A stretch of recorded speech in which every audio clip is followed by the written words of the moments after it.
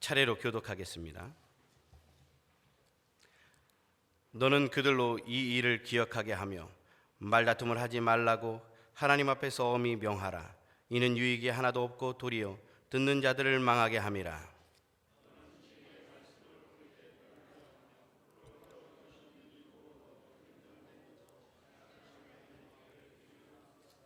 망령되고 헛된 말을 버리라.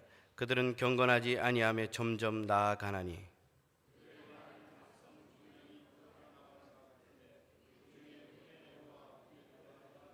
다 같이요. 진리에 관하여는 그들이 그릇되었도다. 부활이 이미 지나갔다 하므로 어떤 사람들의 믿음을 무너뜨리느니라. 아멘.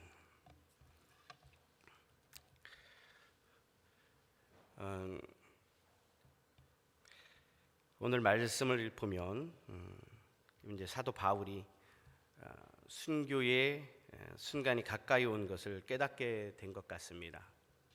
그래서 이 바울은 마지막으로 그 서신을 통해서, 그러니까 편지를 통해서 에베소에서 어렵게 목회하고 있는 디모데에게 편지를 하는 거죠. 그러면서 디모데를 위로하고 그에게 새로운 힘과 용기를 주고자 하는 그 의도에서 이 편지를 쓴 것입니다. 근데 특히 디모데의 그 이제 성격을 추측을 보통 이렇게 합니다. 근데 이제 디모데의 성격을 소심한 성격이라고 그 성경학자들 같은 경우에는 그렇게 이제 그 예측을 하는데요. 이렇게 넘겨짚는 거죠. 그리고 연약한 육체였을 것이다. 그러니까 디모데 전서와 후서를 이렇게 종합해 보면 그 디모데의 그 육신의 그 어려움 때문에 그 바울이 너의 위장병과 여러 가지 그 연약한 부분을 포도주로, 이제 물만 마시지 말고 포도주로 치료해라라고 이제 권면을 합니다. 그게 이제 디모데전서 5장 23절 말씀에서 정확하게 나와요. 그런데 소심한 그 얘기를 하니까 또 이 소심한 부분에 대해서 좀 얘기를 좀 해야 될 것 같은데, 제가 이것만큼은 꼭 짚고 넘어가고 싶은 게 있었어요. 그 혈액형. 왜 A형들이 이렇게 소심하다고 그렇게 언제부터 이렇게 정평이 났는지, 제가 아마 볼 때는 개그 콘서트인가에서 그 혈액형 가지고 개그를 했던 것 같은데, 제가 그거 나올 때마다 딴 데로 틀어버렸어요. 그러면 이제 이미 이제 예측이 되죠, 추측이 되죠. 제가 혈액형이 뭐겠습니까? 왜 A형이에요? 왜 A형이 소심하다는 겁니까? 나 정말 좀 그렇습니다만 그런데 실제로 그런지 모르겠지만 여기 혹시 A형들 많으신가요? 우리나라 4분의 1 정도는 다 A형 이상, 그러니까 4분의 1 이상이 A형인 걸로 알고 있는데, 그런데 이제 A형들이 장점과 단점이 다 있어요. 한 번은 이제 교역자와 그리고 교역자 그 아내 이렇게 해서 부부 동반으로 이제 몇 명이 팀을 이뤄서 그 월요일에 이제 여행을 간 적이 있습니다. 하루 파주를 갔는데, 그때 한참 그 A형에 대해서 그 개그 콘서트에서 막 한참 이게 뜰 때였어요. 그러니까 이번에는 그럼 우리가 A형들과 O형들, 그러니까 이제 그 혈액형을 분류해가지고 한번 팀을 짜서 놀아보자, 그렇게 된 거예요. 그래서 이제 그 윷놀이인가를 하는데 A형 손들어봐 하니까 8명 중에 공교롭게도 A형이 4명이었습니다. 그래서 4명 딱 모였고, 또 O형 일단 손들어봐 했더니 공교롭게도 O형이 4명이 다 O형인 거예요. 그러니까 4대 4가 된 겁니다. 같이 이제 그 윷놀이를 하는데, 정말 그런 부분이 통계적으로 나오는 게 맞는 건지 인정하고 싶진 않은데, A형들은 막 서로 손잡고 이러는, 근데 O형들은 이러는 거예요. 약간 틀리는 거예요, 이렇게 하는 모습들이. 그런데 한 가지 제가 또 짚고 넘어가고 싶은 것은 A형 같은 O형도 있습니다. A형 같은 O형도. 여기 O형 되시는 분들 너무 이렇게 좋아하지 마세요. 이제 제 집사람한테 미리 얘기를 했는데, 제 처한테, 제 처가 혈액형이 뭘 것 같습니까? 제 처 아는 사람들은 딱 보면 뭐처럼 보입니까? A형이라고 그러셨죠? O형이라고 하시면 안 됩니다. A형이라고 그러셨죠? 제 처 O형입니다. 그런데 저는 O형 같은 A형이고 집사람은 A형 같은 O형이에요. 이 얘기는 뭐냐면, 이제 이 부분을 이게 도입하기 전에 이러한 부분들을 우리가 생각하면서, 이 성격이라는 것은 혈액형 가지고 되는 게 아니고 하나님이 주신 그 어떤 기본적 성향이 있구나. 그런데 이제 이 디모데가 이제 소심한 그런 모습들이 바울이 보기에는 이렇게 나타났던 것 같아요. 그럼 이 부분도 이게 심층적으로 좀 추적을 해줘야 돼요. 이 디모데가 외조모 로이스와 어머니 유니게의 그 신앙을 본받았다고 그랬잖아요. 이 얘기는 뭐냐면 외할머니한테 신앙의 그 신앙을 물려받은 거나 마찬가지고, 또 그 신앙을 그러니까 외할머니의 신앙이 디모데의 어머니에게 또 신앙이 또 전수된 이게 유산처럼 은혜 가운데에 물려준 거겠죠. 그러니까 그 어머니도 디모데에게 신앙적으로 성장할 수 있게 이끌어갔다는 얘기입니다. 근데 이게 왜 그러냐면, 왜 제가 이 말씀을 드리냐면, 디모데라는 그 목회자가 바로 어머니의 어머니 그 영향을 받았다는 얘기는 뭐냐면, 그 여성으로부터 굉장한 영향을 받았다는 얘기예요. 그러니까 외할머니한테 영향받고 어머니한테 영향을 받았다는 이거는 뭐냐면, 다시 말씀드리면 이게 약간 심리적인 부분이 들어가는데, 어머니의 영향을 받는 사람들이 남의 눈치를 많이 본대요.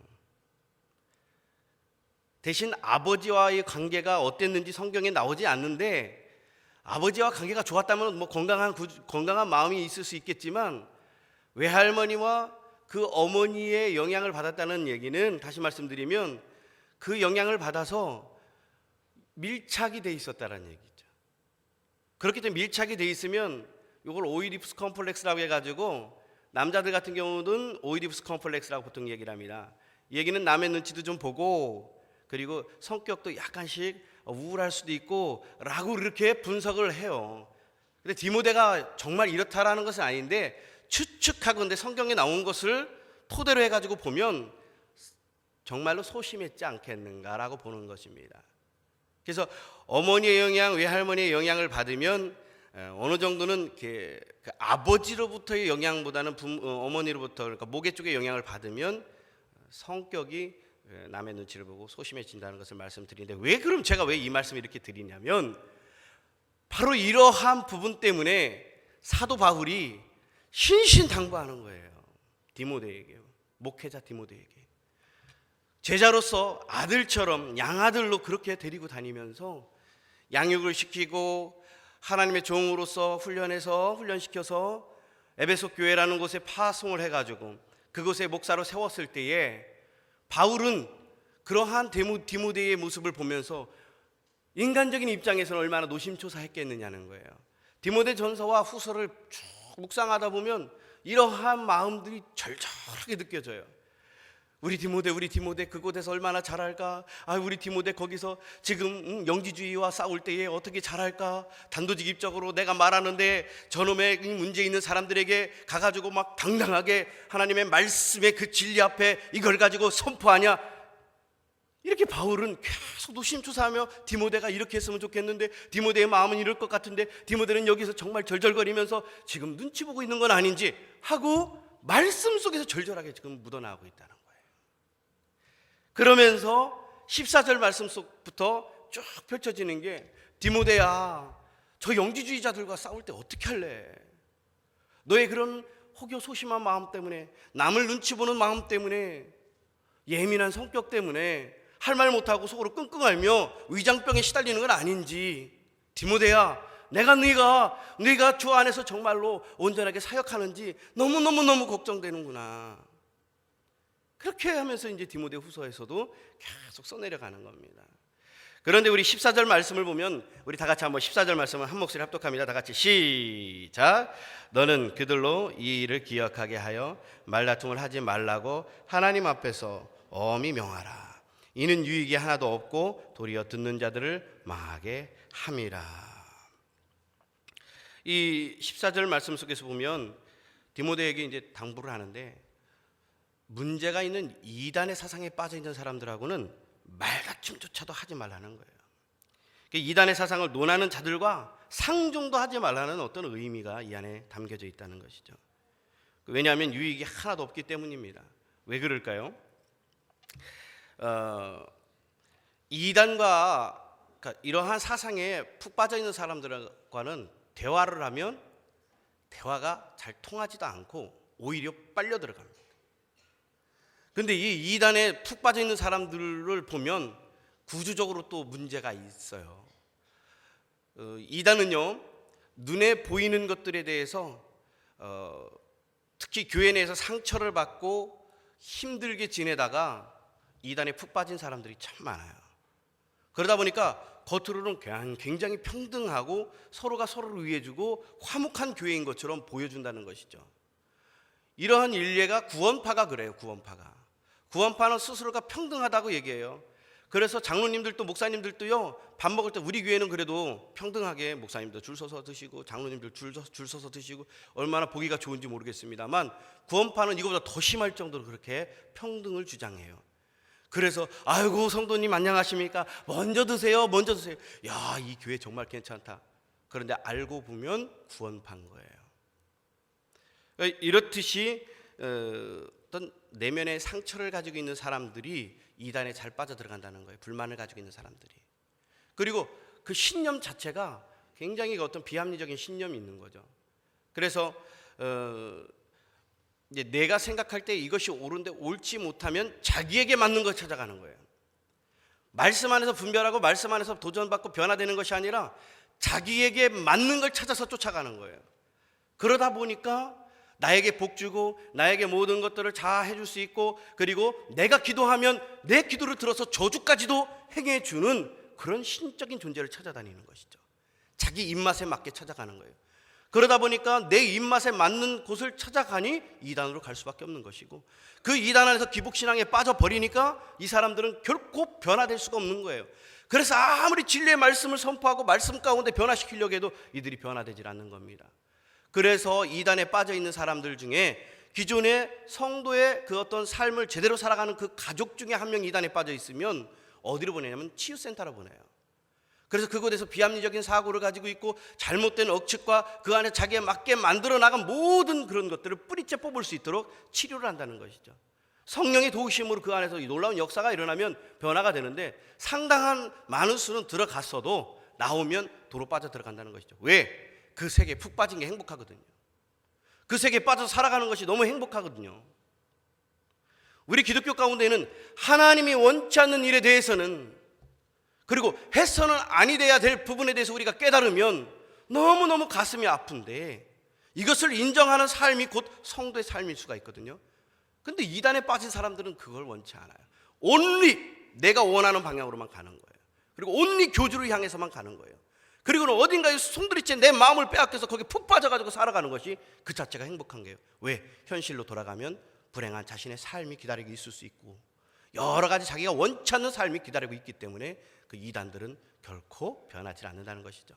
그래서 14절 말씀 가운데에 바울도 그 시대나 지금이나 마찬가지로 타협도 하지 말고 함께 대화도 하지 말고 상종하지 말라는 쪽으로 말씀하고 있는 것이죠. 우리 15절 말씀을 또 다 같이 한번 합독하겠습니다. 다 같이 시작. 너는 진리의 말씀을 옳게 분별하며 부끄러운 것이 없는 일꾼으로 인정된 자로 자신을 하나님 앞에 드리기를 힘쓰라. 근데 여기서 옳게 분별하며라는 그 구절이 나오는데, 요게 이제 그 헬라어로 얘기하면 오로도 토문타라고 합니다. 오로도 토문타. 이 얘기는 바르게 자르다라는 의미를 가지고 있는데, 이 얘기는 뭐예요? 말씀을 가지고 곧 곧은 길을 취한다. 그러니까 말씀을 가지고 진리의 말씀으로 모든 것들을 기준 삼아서 딱 판단하고 바른 말을 해주라는 거예요. 그래서 옳게 분별해서 이 모든 일들을 잘 감당하라는 뜻으로 말씀하시는데, 후반절 말씀에 보면 15절에 분별하며 부끄러울 것이 없는 일꾼으로 인정된 자로 자신을 하나님 앞에 드리기를 힘쓰라. 그러니까 바른 잣대, 곧 진리의 말씀을 가지고 그 말씀으로 기준 삼아서 성도들의 앞길을 예비해서 분별시켜주고 이끌어가라라고 지금 바울이 말씀하고 있는 겁니다. 근데 이 부분도 우리가 좀 봐야 돼요. 그럼 여기서 목회자만 말을 하느냐? 아니라는 것이죠. 또 다시 말씀드리는 거지만 전에도 이 말씀을 드렸지만 작게는 구역장부터 이제 좀 더 올라가면 뭐 권사님도 계시고 안수 집사님도 계시고 우리 장로님들도 계시고 그리고 목회자가 있습니다. 그런데 이 진리의 말씀을 가지고 분별하지 못하면 잘못된 길로 끌고 갈 수 있다라는 거예요. 한 예를 들어 봅니다. 자, 성도들 간에는 이런 얘기 저런 얘기가 오고 갈 수가 있고요. 정말 귀가 혹할 정도로 안 좋은 얘기가 우리에게 쏙 들어올 수도 있어요. 그런데 진리의 말씀을 가지고 그것을 분별해주는 선배들이 없으면 온통 그것이 회집고 다니는 거예요. 그러면서 성도의 마음을 이간시켜 놓고 뿔뿔이 흩어지게 만드는 거예요. 얼마나 무서운지 모릅니다. 이단적인 사상도 마찬가지예요. 이단적인 사고를 가지고 온 사람이 어떤 얘기를 했을 때 말씀 안에서 제대로 서 있지 않고 제대로 분별하지 못하면 그 말씀 같지 않은 엉뚱한 이상한 말이 이단적인 어떤 사고에 의해서 나오는 이야기에 휩쓸려 버린다는 것이죠. 서로가 서로를 미워하게 되는 상황도 오게 되는 거예요. 그래서 리더자들은 또 신앙의 선배들은 말씀 안에서 제대로 분별할 수 있는 해안이 있어야 한다는 거예요. 그럼 어떻게 해야 되겠습니까? 이렇게 나와서 주의 말씀을 사모하고 성경을 사모하고 혹여 모르는 부분이 있으면 부족한 저희 목회자들에게 와서도 이렇게 여쭤주시면 또 나름대로 그 길을 가르쳐 드릴 수가 있다는 것이죠. 그런데 이상하게 얼토당토하는 소문이나 이런 말을 듣고 그 마음을 빼앗겨 버린다는 거예요. 다시 말씀드리면 하나님 안에서 그 말씀으로 바로 분별하면 오직 하나님과 성도의 그 삶이 직접 연결되는데 인간을 바라보게 되기 때문에 결국에는 문제가 일어날 수밖에 없는 것이고 교회를 떠나가게 되는 것이고 잘못하면 이단에도 빠져버릴 수가 있는 것이고 영원히 주님과 멀어지는 삶이 될 수 있다는 것이죠. 그래서 이 부분들을 정확하게 알고 계시고 혹여 내 귀에 듣기에 달콤하더라도 이게 문제가 있다, 좀 이상하다 하면 바로 신앙의 선배님들이나 또는 신앙의 경륜이 있거나 말씀 안에서 바로 세워져 있는 분들에게 좀 여쭤보시는 것도 좋아요. 당부 말씀드리지만 부족한 저희 목회자들이 친절하게 안내해 드릴게요. 우리 장로님들에게도 여쭤보시고요. 그러면서 이러한 부분들을 잘 분별해 나가야 될 것 같아요. 그래서 사도 바울은 지금 말씀에서 15절 말씀 가운데에 이 부분을 또 강조하고 있는 것입니다. 그리고 16절 말씀에 이거는 제가 한번 읽어드리겠습니다. 망령되고 헛된 말을 버리라. 그들은 경건하지 아니하며 점점 나아가나니. 계속해서 이 부분들은 어떻게 보면 반복되는 거죠. 17절 말씀도 그들의 말은 악성 종양이 퍼져나감과 같은데 그 중에 후메네오와 빌레도가 있느니라. 근데 후메네오와 빌레도는 이때 이 당시에 영지주의에 빠져 있었던 자들 같아요. 영지주의에. 근데 어찌 됐든 간에 16절 17절 말씀을 합쳐보면 이겁니다. 망령되고 헛된 말에 대해서 그러한 말에 시달리지 마라. 마치 이것은 악성 종양과도 같다. 근데 이제 그 주석을 보면 이걸 종양을 악성 종기라고도 표현을 합니다. 그러면서 파란 독이 퍼져나가는 것처럼 이 악성 종양이 우리 몸 안에서 퍼져나가면 그 몸이 상함을 당하는 것처럼 죽음의 길로 가게 하는 것처럼 이러한 잘못된 이야기들이 퍼져나가기 시작하면 교회 전체가 문제가 생길 수 있음을 강조하는 거죠. 그래서 악성 종양이 퍼져나간 것 같은데 그 중에 이제 후메네오와 빌레도라는 인물이 이러한 영지주의에 빠져서 문제를 일으키고 있다라고 얘기를 하는 것입니다. 이 부분에서도 우리가 이제 좀 간과해서는 안 될 부분이 바로 이제 그 자신의 변명을 위해서 내가복음을 만드는 분들이 있다라는 거예요. 그래서 그때 시대에도 영지주의라는 것이 나름대로 그 잘못된 어떤 사상에 의해서 움직이고 또 예수 그리스도의 그 부활까지도 부인하는 자들이 그 안에서 이제 문제를 일으켰는데 교회 내에서도 이러한 문제가 발생한다는 것이죠. 물론 이게 반복되는 앞서 말씀드린 것과 좀 중복되는 부분이 있지만 잘못돼 가지고 자기 자신이 자기의 유리한 대로 해석을 해가지고 자기 뜻대로 엉뚱한 말을 하는 경우들도 있다라는 거예요. 이런 부분들도 우리가 말씀 안에서 제대로 분별하지 못하면 휩쓸려 나갈 수 있다라는 것입니다. 왜? 성경에 대해서 성경이 말하는 대로 제대로 모르면 문제가 일어난다는 거예요. 그리고는 18절 말씀을 우리 다 같이 또 한 목소리 합독합니다. 다 같이 시작. 진리에 관하여는 그들이 그릇되었도다. 부활이 이미 지나갔다 하므로 어떤 사람들의 믿음을 무너뜨리느니라. 이제 그 영지주의자들에 대해서 이제 확실하게 그 18절에서 말씀하시는 건데, 담임 목사님께서 영지주의에 대해서는 참 그 자주 이 부분에서 거론을 이렇게 하셨어요. 네, 했는데 그럼에도 불구하고 또 이 부분에 대해서는 또 한번 짚어봐야 될 것 같아요. 영지주의자들 같은 경우에는 육신을 거부하는 거죠. 그래서 예수님도 육신을 가지고 오신 게 아니고 그 부활 자체, 육신적 부활 자체를 부정하는 거예요. 이렇게 부정하는 것은 잘못됐다라는 것을 지금 말씀을 통해서 전하고 있는데, 그러면 이 영지주의가 도대체 어디로부터 영향을 받았느냐? 보통은 여러 설도 있겠지만 바로 그 헬라 문화의 헬라 철학에 영향을 받았다고 그래요. 근데 특히 헬라 철학 중에서도 플라톤의 이데아 사상에 영향을 받았다고 그래요. 근데 이데아 사상을 그 표현하기를 동굴에도 이렇게 비유를 해가지고 표현을 하는데, 그 동굴에 3명이 이렇게 갇혀 있어요. 그리고 다리는 족쇄가 채워져 있습니다. 그리고는 쇠밧줄을 그 땅에다가 꿈쩍도 못하게 말뚝을 박아가지고 쇠밧줄을 묶어내, 이렇게 쇠밧줄을 연결해서 이제 족쇄를 채운 거죠. 그러니까 동굴 밖으로 나갈 수가 없는 거예요. 동굴 밖으로 나갈 수가 없는 상태에서 3명이 앉아가지고 딱 자신의 그림자만 보는 겁니다. 뒤에는 햇빛이, 그러니까 햇불이 있어가지고 불이 계속 어른어른 하는 거예요. 그럼 불빛이 비춰지겠죠. 그러면 뒤도 돌아볼 수 없도록 만들어 버린 거예요. 앞만 보게 만들어 놓은 거예요. 그러니까 족쇄에 채워진 상태에서 앞만 보는데, 앞만 딱 보는데 그 앞에 그림들이 어른어른 하니까 그게 진실인 것처럼 보이는 거예요. 그게 진실인 것처럼 보니까 이게 모든 것이 전부구나. 동굴 안에서 불빛에 의해서 비춰지는 저 그림이 나의 전부구나라고 생각을 하는 거죠. 그런데 어떻게 우연치 않게 한 명이 족쇄를 풀고 밖으로 뛰쳐나가게 된 거예요. 뛰쳐나가는데 두려웠을 거예요. 이쪽으로 나가면 어떻게 될까? 나는 저 세상에 대해서 모르는데 하고 동굴 밖으로 딱 나갔는데, 나가는 순간 햇빛이 쫙 비춰오는 겁니다. 쫙 비춰오니까 야, 이게 무슨 세상인가? 내가 죽는 것인가 하고 다시 눈을 뜨고 바라보니까 죽는 것이 아니라 정말 알지 못했던 그림자가, 나에게 비춰진 그 그림자가 진실인 걸로 생각했는데, 저 밖의 세상을 보니까 그림자가 아닌 너무나도 밝은 세상이 쫙 펼쳐져 있는 거예요.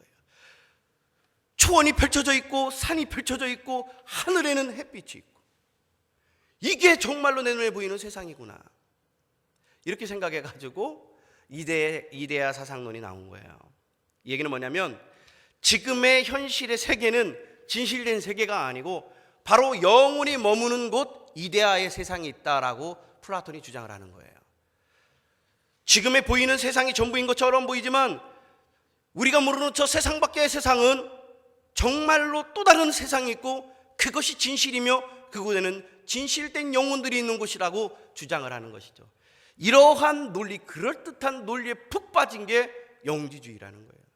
그래서 이 땅에 가지고 있는 육신은 다 가짜고 영혼만이 진실되기 때문에 영혼만을 위해서 추구하는 것이, 그래서 그 영혼의 구원만 요구하는 것이 영지주의자라는 것이죠.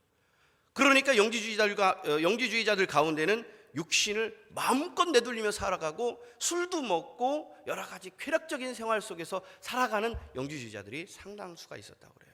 왜? 이 땅에 있는 모든 것들은 가짜기 때문에, 잘못된 것들이기 때문에. 이러한 그럴듯한 사상이 어디에 들어가 있다고요? 바로 에베소 교회에서 심할 정도로 지금 문제를 일으키고 있고, 또 거기에 푹 빠져 들어가는 사람들이 있었다라는 것입니다. 그런데 이러한 부분들도요, 지금의 현실하고도 연결 좀 해줘야 될 것 같아요. 뭐냐면 그때 그 당시에 영지주의는 자신들의 입맛에 맞게 하나의 어떤 종교를 만든 거겠죠. 사상을 만든 거겠죠. 근데 지금 그럼 어떨까요? 그때의 문화는, 그때 영지주의 문화가 있다면 지금의 문화는 어떤 문화일까요? 지금의 문화는 이성주의겠죠. 그리고 다원주의적인 사고를 갖고 있겠죠. 그저 내가 생각해서 옳으면 옳은 대로 하는 거예요. 포스트 모더니즘적 사고가 바로 이런 부분도 있는 거예요. 그 포스트 모더니즘적인 사고를 가지고 있는 사람들은 내가 옳으면 그 옳은 소견대로 움직이는 것, 살아가는 것을 이야기하는 건데, 이게 어디하고 연결되냐면 다원주의하고 또 연결이 되는 거예요. 그래서 다원주의자들은 이 종교나 저 종교나 서로 천국을 향해서 내가 구원받는 그 길이 이것이 옳다라고 생각하고, 그냥 불교 너는 너대로 가고, 너는 너대로 가고, 기독교는 기독교대로 가라. 우리가 끝에서 꼭지점에서 만나면 그곳에 천국이 있고 구원이 있지 않겠느냐, 그러면서 서로의 종교를 인정해 나가는 그런 아주 문제가 있는 이 사상을 가지고 지금 현재 이러한 일들이 현실적으로 일어나고 있는 거예요. 그리고 교회 내에서도 마찬가지입니다. 이러한 타협주의적이고 포스트 모더니즘적인 사고 때문에 특히 학생들, 청년들 가운데, 물론 안 그런 청년들이 참 많은데, 이런 사고에 빠져가지고 너무너무 혼란스럽게 하는 경우가 많아요. 그래서 밖에서 술 먹고 나이트 가가지고 고구장 가가지고 춤을 추고 신나게 놀면서도 교회 내에서는 자기가 소견에 옳은 대로 했기 때문에 아무렇지 않게 행동들을 한다는 것이죠.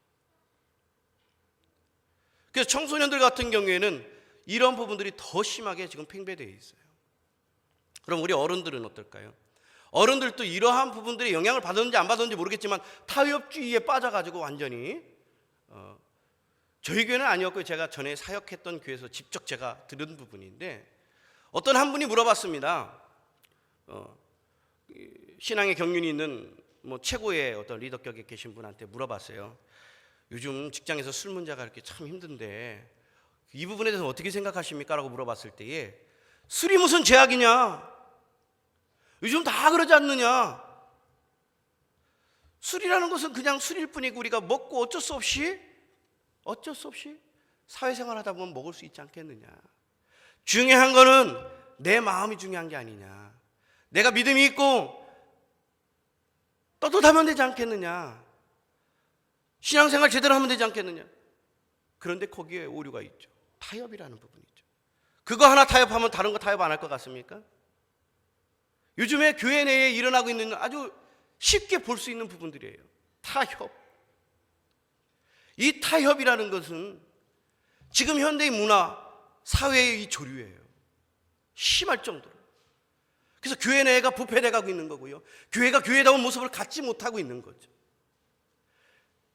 초대교회 때의 그 영지주의가 교회를 정말 문제를 일으키고, 교회 내에서 문제를 일으키고, 그 영혼들이 죽음의 길로 나락의 길로 갈 수 있게 만들었던 것처럼, 지금은 지금 시대에 마치 그때 영지주의처럼 우리에게 이러한 현실들이 다가오고 있고 직접적으로 부딪히고 있다는 거예요.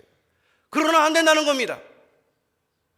바울이 디모데에게 말씀하시는 것처럼, 말하는 것처럼 타협하지 말라. 진리의 말씀을 들고 나아가서 선포하라. 이것만이 우리가 지킬 일이고 이것만이 살 일이며, 바로 예수 그리스도의 부활을 부정하고 그 이성적으로, 아니 영지주의적으로 예수 그리스도를 부인하는 그 자체가 다 문제가 있고 이것은 죽음의 길로 가는 것이다 라고 바울이 디모데에게 말하는 것처럼, 지금 이 시대에도 우리에게 말씀하고 있는 것은 그때의 영지주의나 지금이나 마찬가지 다를 게 없다. 오직 진리의 말씀 가운데 말씀이 우리에게 주는 대로, 말씀이 가르치는 대로 그렇게 분별하면서 살아가야지, 말씀이 말하는 대로 하는 것이 아니라 내가 보기에 내 소견대로 옳은 대로 갔다가 분별하지 못하고 타협하고 영지주의처럼 지금 이 시대에 우리가 교회 내에서 살아간다면 이것은 결코 있어서도 안 되고, 이 교회가 어떻게 해요? 죽음의 길로 가는 것밖에 안 된다는 것을 말씀하고 있는 것입니다. 할렐루야. 그렇습니다. 오늘 주시는 말씀을 통해서 바울이 우리에게 무엇을 던져주고 싶어 하시는지, 또 그래서 우리가 이 말씀 안에서 어떻게 살아가야 되는지를 다시 한번 오늘 이 시간 상기하시고, 또 그 마음 가운데 정말 우리 중심 가운데 딱 붙잡고 주의 진리의 말씀으로 분별할 수 있도록 인도하여 주시옵소서 하면서 살아가는 우리 성도가 되기를 주님의 이름으로 축원합니다. 우리 다 같이 기도하겠습니다. 사랑하는 아버지 하나님, 진리의 말씀을 가지고 분별하는 성도가 되기를 소원합니다. 아니, 지금껏 그 말씀 위에서 우리가 분별하며 살아갈 수 있도록 주께서 은혜 주시고 이끌어 주심을 감사드립니다. 앞으로도 우리가 늘 언제나 주의 진리의 말씀을 붙잡고 나가게 해주시고, 어떠한 일이 있어도 흔들리지 않으며 진리를 수호하는 자들 될 수 있도록 주여 역사하여 주시옵소서. 예수님의 이름으로 기도드리옵나이다. 아멘.